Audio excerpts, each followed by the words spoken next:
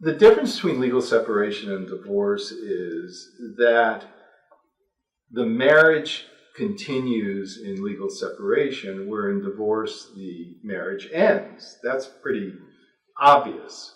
But with legal separation, there's the marriage continues, but the community is severed. In other words, as of a certain date in the court process, each spouse's income is their own.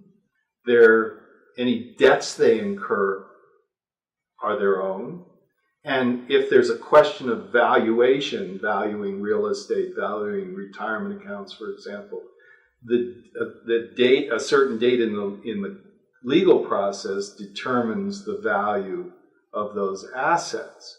Now, there are three common reasons why people choose legal separation over divorce. One would be because of religious beliefs. In other words, they just don't believe that divorce is, from a religious point of view, the right thing to do. Another would be that one person perhaps is a debtor. They're out, incurring gambling debts, credit card debts, and the other spouse says, look, I want to be married to you, but I don't want to be responsible for your debt.